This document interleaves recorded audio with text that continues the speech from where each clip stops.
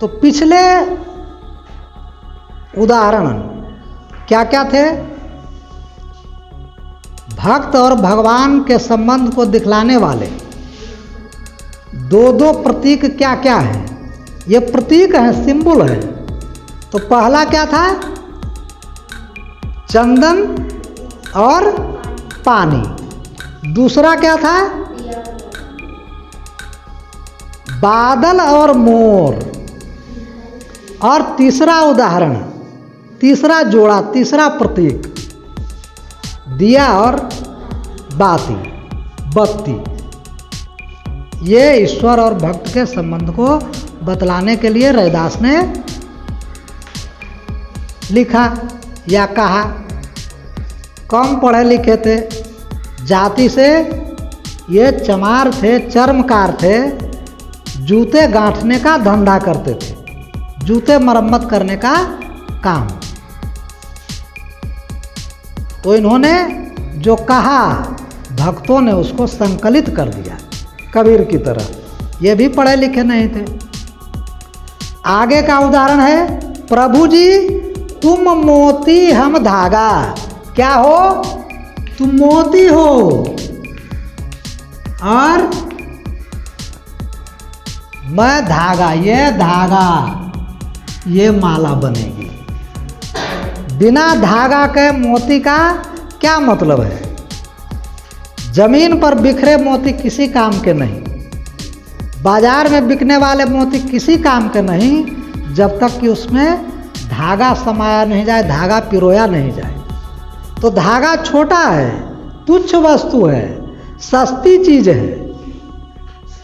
मोती महंगा है, लेकिन जब तक यह सस्ती चीज, सस्ता धागा मोती के अंदर नहीं पिरोया जाएगा, तब तक मोती का महत्व नहीं। तो भक्त वही धागा है, छोटा सा, तुच्छ, कम महत्वहीन, कम महत्व का। और ईश्वर महान है, तो उन्हें महान बनाने में भक्तों की ही भूमिका है। यह सीधे सीधे ताल ठोक करके रैदास कह रहे हैं विनम्र भाव से कि कम मत समझना। मैं हूँ इसलिए आप हैं, और आप हैं इसलिए मैं हूँ। आपके बिना मेरा अस्तित्व नहीं है, और मैं इसलिए हूँ ताकि आपकी भक्ति कर सकूँ। तो आत्मा और परमात्मा का अभिन्न संबंध, अभिन्न मतलब एक दूसरे के बिना अधूरा। तो ऊपर के सारे प्रतीक एक दूसरे के बिना अधूरे हैं कि नहीं? चंदन के बिना पानी नहीं, पानी के बिना चंदन नहीं, बादल के बिना मोर नहीं, मोर के बिना बादल नहीं। मोर नाचते हैं, यही बादल की शोभा है ना? मोर को नचाने में ही बादल की शोभा है। जैसे सोनहि मिलहि सुहागा। सोनहि, सोनहि मतलब सोना, और एक तत्व है सुहागा। आपको मालूम है कि ये सोना के आभूषण बनते हैं, तो सीधे सोना के आभूषण बनाने में कठिनाई है, टूट जाएगा सोना। तो एक द्रव होता है सुहागा, पीले रंग का होता है, उजले रंग का होता है, पीला उजला। उसको डाला जाता है, उसमें उसको बरकाया जाता है। सुनार बोलता है कि इसमें खाद है, इतना खाद है। पूरे वजन का गहना जो क्या है, उसमें सुहागा भी है। तो जैसे सोना ही मिले सुहागा, जैसे सुहागे के बिना सोना का अस्तित्व नहीं है, और सोना के बिना सुहागा का अस्तित्व नहीं है। सुहागा को कौन पूछता यदि गहने बनाने में उसका उपयोग नहीं होता? और सोना को कौन पूछता यदि सुहागा का साथ नहीं मिला हुआ होता? ये मिलकर बनते हैं स्वर्ण आभूषण। तो अंत में अपनी बात समाप्त करते हैं रैदास कि एक बात साफ साफ समझ लीजिए प्रभु, कि प्रभु जी तुम स्वामी हम दासा। तो रैदास की भक्ति कैसी है? दास वृत्ति की। दास्य भक्ति बोलते हैं इसको। क्या बोलते हैं? दास्य। खुद को नौकर कहा रैदास ने और भगवान को, ईश्वर को मालिक। तो क्या है? प्रभु जी तुम स्वामी हम दासा, ऐसी भक्ति करे रैदासा। तो रैदास रविदास कैसी भक्ति करते हैं?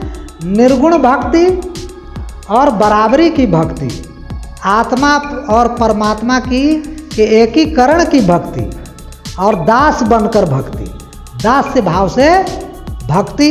इसलिए कबीर रैदास की भक्ति कैसी भक्ति है?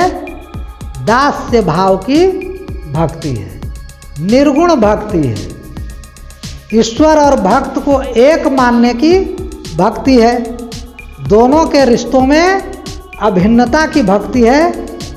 ये रैदास के एक पद का सारांश हुआ, निचोड़ हुआ। आज का पाठ समाप्त होता है। फिर अगले पद में हम लोग रैदास के बारे में और बात करेंगे। यहाँ इन बातों का ध्यान रखेंगे कि रैदास में चंदन पानी, बादल मोर, मोती धागा, सोना सुहागा, दास मालिक, नौकर, इन संबंधों, इन रिश्तों के बीच भक्त और भगवान के संबंध को निरूपित किया है। ये जोड़े में एक ईश्वर के लिए और एक खुद के लिए अर्थात भक्त के लिए। यह रैदास का निवेदन है। यह सीधी साधी भक्ति है, इसमें टेढ़ा कुछ नहीं है, सीधा गणित है भक्ति का, सीधी राह है भगवान तक पहुंचने का। कि कोई तामझाम नहीं, कोई आडंबर नहीं, केवल भक्त का समर्पण प्रभु के चरणों में, ईश्वर के चरणों में, और अपने संबंध को पुष्ट करते हुए अपने संबंधों पर गर्व भी करता है भक्त कवि।